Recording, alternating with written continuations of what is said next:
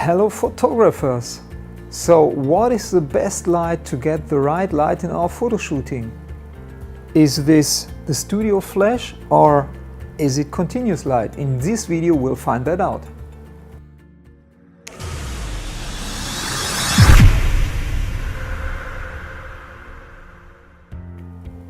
My name is Wydmuch from Glamourpixel Fotodesign in Germany.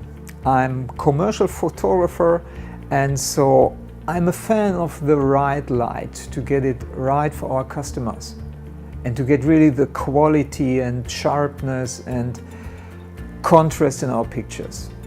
But how do I get this? So I can say that strobes or continuous lights are better, so it depends on the situation. We found out where are the main advantages of both systems. Well, the studio strobes, so I have a manufacturer from Germany, it's Hensel. It's an Expert D 500 watt seconds flash. So I've assembled a grid here in the standard reflector, and this is what we know for ages, right? So there are so many light modifiers like this narrow tube here, or what everybody knows are these kind of soft boxes. And we also know strip lights and any other thing, so which is used especially in people photography. And I like that flashes still. So, and this is the reason why I have one studio just equipped with this kind of flashes. But in the last several years, so the continuous lighting has been developed very much. And I must say so that this LED lighting, like this continuous light or this LED panels, really caught up in the technology, and this is worth discussing it.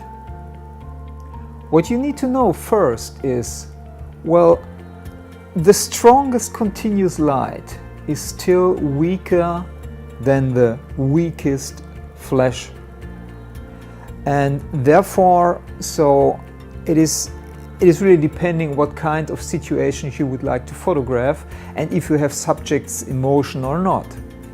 For example, if you have people in front of your lens and want to make a very sharp photo and have a short exposure time, I always prefer flash. But if your subjects or objects are not in motion, so we might get to an LED system. Here, for example, we have DLED 7 Turbo from Dedolight. The good thing is that you can adjust, of course, the power, but also the color temperature from daylight to tungsten light.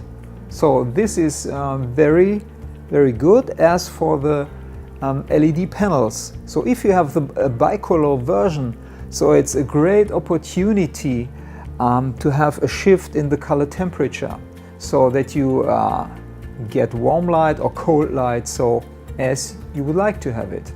What I do not like at flashes since 30 years is the fact that you have this kind of modeling light here, which is tungsten color temperature around 3200 Kelvin.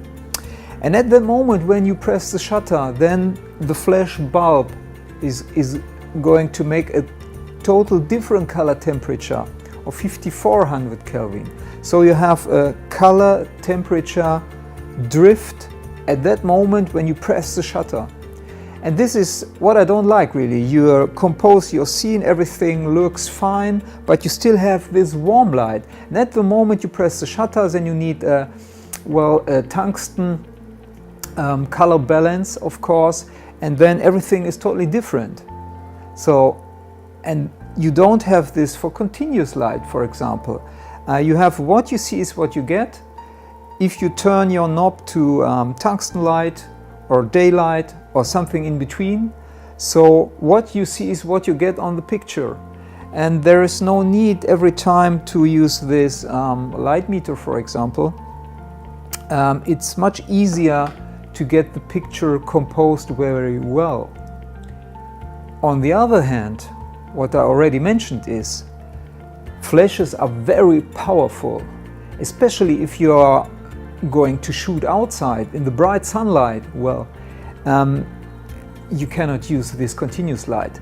But a flashlight or a battery-powered flashlight like the Hensel 40, for example, which has 1200 watt seconds, it can flash to the sun and really lighten up your person or your scene. This is not possible using continuous lighting. But what about the light modifiers for continuous lighting? Well, of course, it depends what kind of manufacturer you are going to use. For example, for this DLED series from Dedolight from Munich, you have a wide range really of light modifiers and imagers, so you can really use filters, color filters, steel gobos, and really everything for special effects. So this is a quite wide range you can use there. So there is no limitation for that.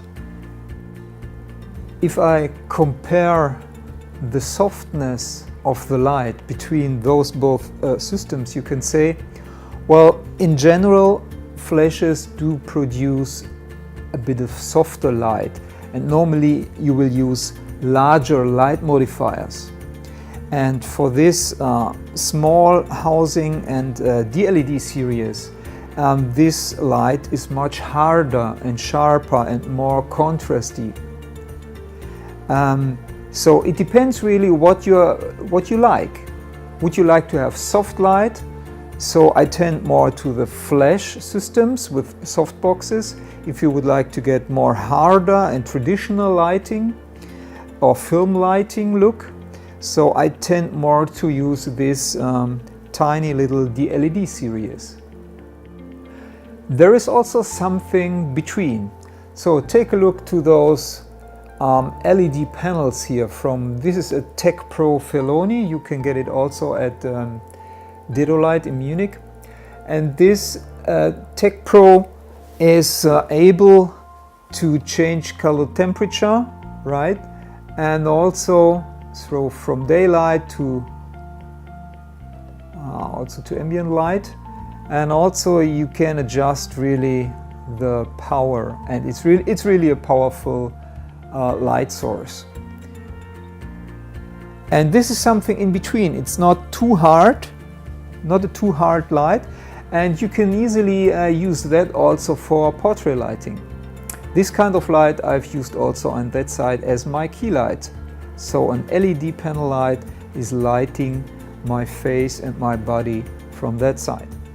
Well, if you have a small and lightweight and handy light source, you are very flexible compared to the bulky flashes. For example, this DLED 2. So this is a very handy light. You could easily make a hair light or something else for a person. But you can also take this for light painting. And this is also this is a DLED 2 bicolor lamp, and you can also adjust this color temperature from tungsten to daylight.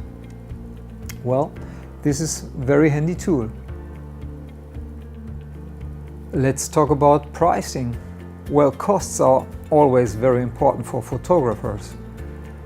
Well, if you have this kind of German-produced flash, this 500 watt seconds flash lamp is about 1,000 euros, and if you buy some modifiers and tripod and so on, you easily get to 1,500 euros and more.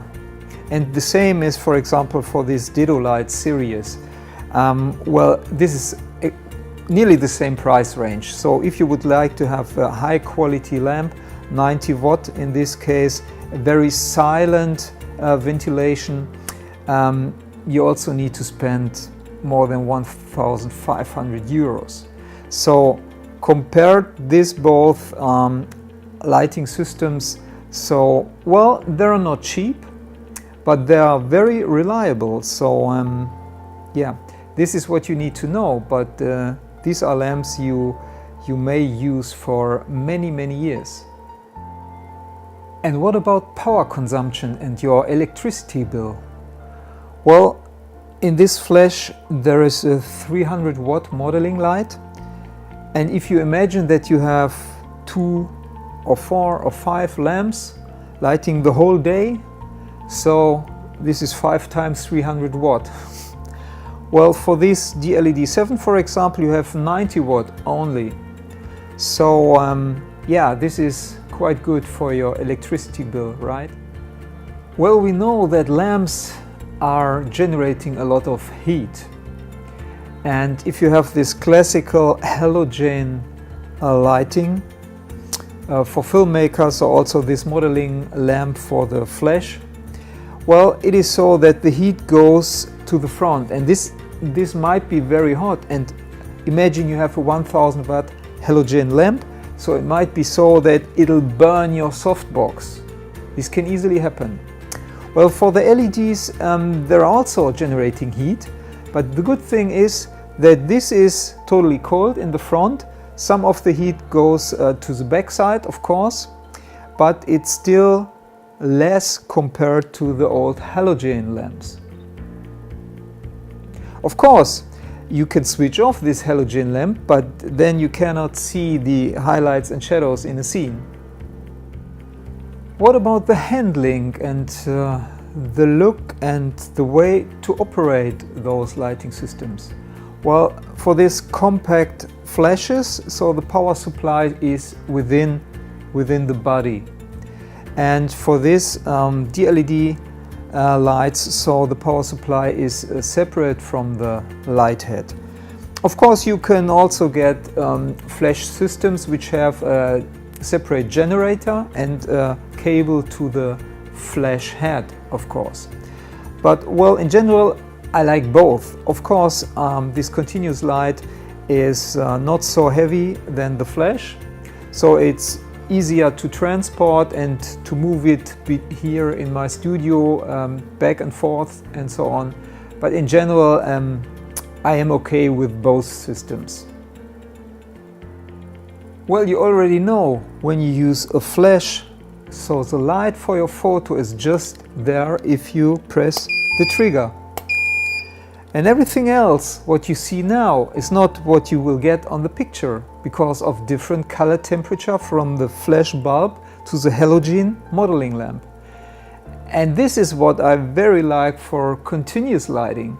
What you see is what you get immediately. So you can adjust the power, you can adjust the color temperature as you like. So, and you immediately see how it's going to look in the photo. As already said, so I have 2 separate studios here, one continuous lighting studio and one flash studio. But when to use what? So for example, as a commercial photographer doing product photography, I like using this continuous lighting. So for example, also with the diffusion panel in front of it, and also with different light modifiers. So what you see is what you get in the picture, as already said several times. And if there is a little color shift in the diffusion material or so, I can easily compensate this with the color temperature knob here. And for the flashes, I like that when I'm shooting people for advertising, for example, or moving objects or splashes, things in motion. So this is where I very like the flashes. Again, the best lighting system for you is very much depending how you are working. For example, if you have a wide studio, wide ceilings, wide walls and so on, you might like more using flashes because flashes have so much power. You can easily use an aperture of f11 or f16, yeah, to get a deep depth of field. So it means you can leave on the ceiling lights, and the picture is also just lightened by the flashes. But when you're using continuous lighting, so you need to close the curtains in your studio because everything needs to be dark. If you don't like working in a dark studio, then maybe continuous lighting is nothing for you. So, and every lighting which is around has an influence to the picture. This is different to flashes. Something about the fan noise for the cooling. So as I'm directly standing beside this flash, so you can imagine that is a little bit too loud. So you have always heard background noise here. So I can switch it off and it's silent. And if I go to the DLED, so you will hear nothing, right? You will hear nothing. It's totally silent. Well, this is also something when doing live filming or something like that. For photographers, it doesn't make a difference because there is no tone at the photo. Of course, it always depends on the photos you are going to take. So, if you're using flashes and bigger softboxes, the light is not so controllable. It will spill all over, to the ceiling, to the bottom, to the walls, wherever. So if you just want to make your scene and your subject or object bright enough, so then flashes are totally fine for you. But if you have smaller objects or subjects or product photography or whatever, and you would like to have a very precise and small light which you control in a very precise way, and if you would like to have this focus where you can spot the light and make it more wide angle, so maybe this kind of lights are more suitable for you. So it depends. Again, flashes have much more power, they can serve bigger light modifiers, and they have a very short flash duration, for example for splash photography.